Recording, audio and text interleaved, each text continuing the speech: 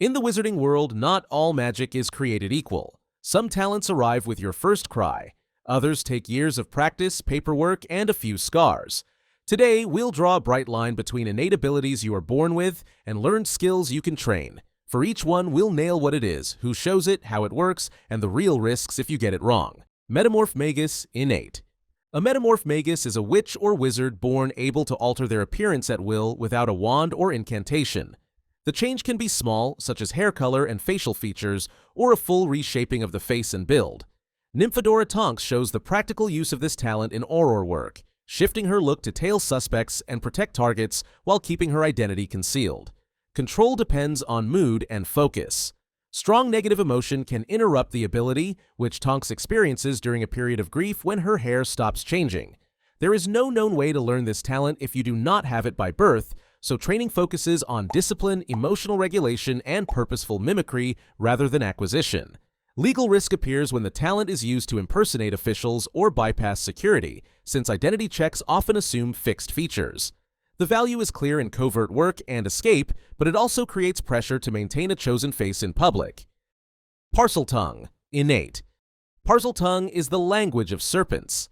Some witches and wizards are born able to understand and speak it. The gift is strongly linked to Salazar Slytherin's line. Tom Riddle uses it to access Slytherin's secrets and command the basilisk. Harry Potter exhibits the ability due to the fragment of Voldemort's soul lodged in him as a child, which grants him the tongue without true bloodline descent.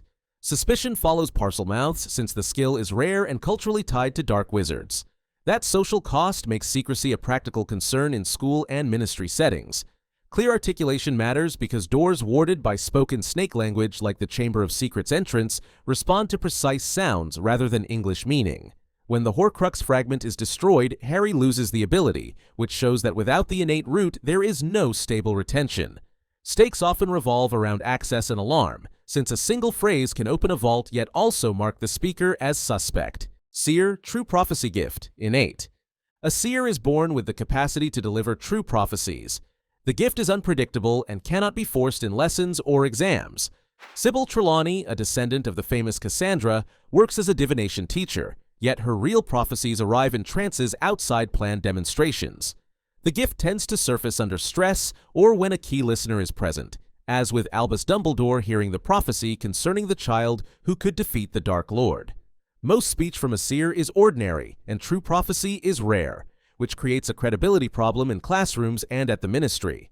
Records of prophecies are stored in orbs and can only be safely retrieved by those named, which turns archives into targets during wartime.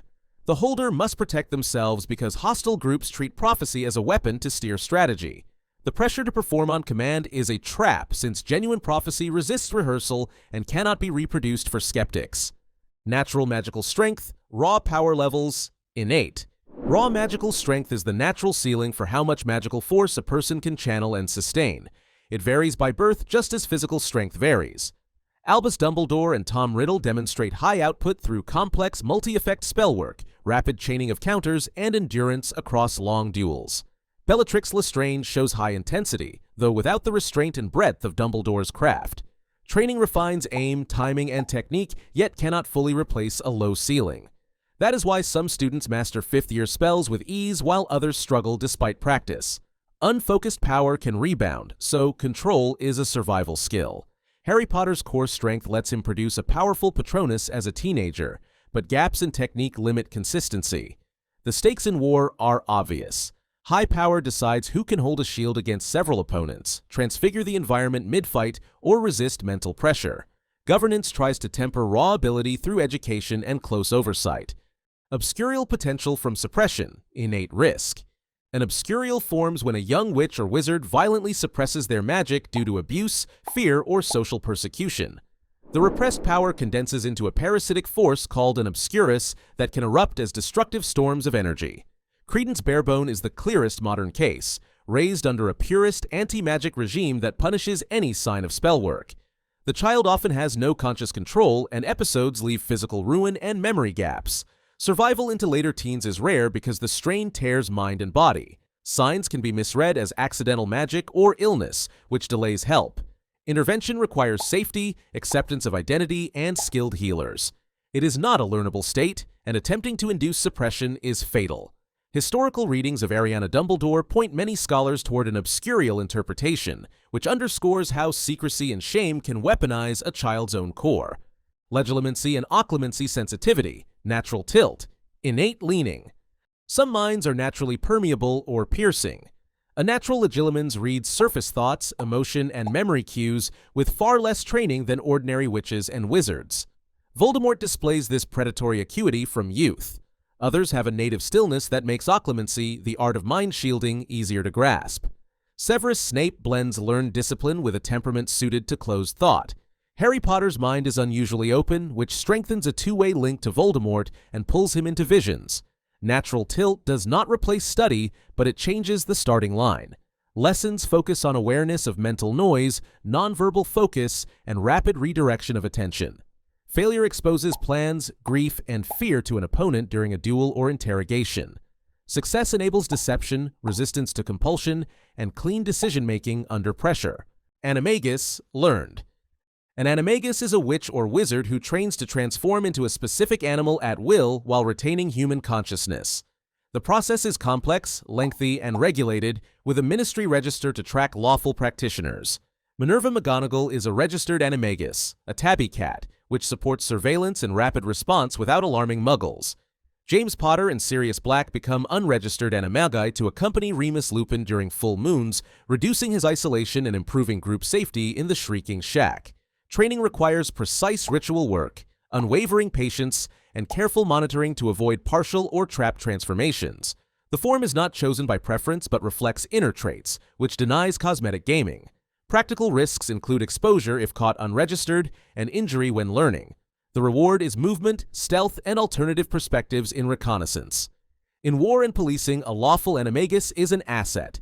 In crime, an unlawful one is a vanishing act with a tail. Apparition, magical teleportation, learned. Apparition is the skill of vanishing from one location and appearing in another through precise focus on the destination. It is taught to older students and licensed by the ministry after a practical test. The technique demands a stable mind picture of where you will arrive, strict attention to the body, and confidence under stress. Splinching, the accidental leaving behind of body parts, is the main risk during training and in panic. Adult witches and wizards use apparition for emergency escapes, rapid deployment, and evasive travel around anti-muggle eyes. Dumbledore demonstrates advanced apparition by bringing Harry safely out of dangerous areas and by bypassing normal barriers with consent or higher magic. Side-along apparition allows transport of another person, which adds emotional weight since a mistake harms a companion. Anti-apparition wards limit use around protected sites. The stakes are speed and survival because in many conflicts, you either move first or you do not move again. Occlumency, formal mind shielding, learned. Occlumency is the disciplined practice of closing the mind against legilimency. It trains a witch or wizard to quieten thought, redirect attention, and collapse the surface that a mental intruder would read. Severus Snape teaches Harry Potter, who struggles because anger and curiosity keep his thoughts loud and near the surface. Method involves nonverbal focus, breath control, and reframing of memory to reduce emotional hooks. The result is not amnesia, but order, so a probe finds blank water rather than floating bait. In wartime, this protects identities of allies, locations of safe houses, and personal fears that can be exploited. It also reduces feedback through magical links, as with Harry's visions of Voldemort. Failure is not just embarrassment, it is operational collapse when an enemy reads plans. Success allows a spy to sit under questioning with a calm face and no tell. Long-term, it also improves judgment since feeling is not driving the wheel. Dueling and advanced combat spellwork, learned. Dueling is a composite discipline that blends stance, timing, spell selection, and reading of opponents. Advanced combat goes beyond textbook jinxes into layered sequences, silent casting, and environment control. Experienced duelists like Kingsley Shacklebolt and Minerva McGonagall chain shields, counters, and transfiguration mid-fight, turning walls, light, and debris into tools. Bellatrix Lestrange overwhelms with aggression and confidence, exploiting hesitation. Training starts with posture, wand angle, and reaction drills, then moves to nonverbal casting to cut casting time and deny audible cues. Awareness matters as much as power, since a poorly timed strong spell loses to a precise weak one. Ethical boundaries are enforced through law and school policy, but in real battles, those lines blur. Students in Dumbledore's army practice defensive casting to stay alive, not to win points. Stakes include injury, capture, and the protection of bystanders. The best duelists think in sequences, not single spells, and finish the exchange. Potion Mastery. Learned. Potion Mastery is the craft of combining ingredients under exact temperatures and timings to trigger magical reactions. The margin for error is narrow, and visual cues such as color, viscosity, and fumes matter. Severus Snape embodies mastery through calm precision and creative refinements. Horace Slughorn shows how social reach pairs with skill to open doors for promising students.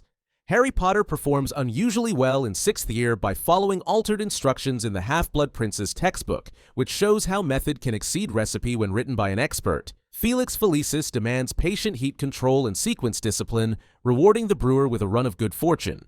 Poor brewing causes explosions, poisonings, or useless drafts. Supply chains for rare ingredients add pressure since scarcity can halt research. Mastery supports healing, stealth, and combat through antidotes, polyjuice potion, and restorative drafts. The stakes are clinical outcomes and mission success, because a single file can tip an entire operation. Charms, Transfiguration, and core academic branches. Learned. Charms alter the properties or behavior of targets without changing their fundamental identity, while Transfiguration changes form and sometimes substance under strict laws. Phileas Flitwick's Charms expertise produces controlled levitation, summoning, and shielding that keep teams moving and safe. Minerva McGonagall's Transfiguration turns obstacles into tools and neutralizes threats by reshaping the battlefield. Hermione Granger's study habits model how theory, wand movement, and incantation nuance convert to reliable results. Limits exist. Gamp's law forbids true conjuration of certain essentials, including food, which keeps logistics grounded in real supply. Casting relies on clear intention, correct pronunciation, and solid wand work.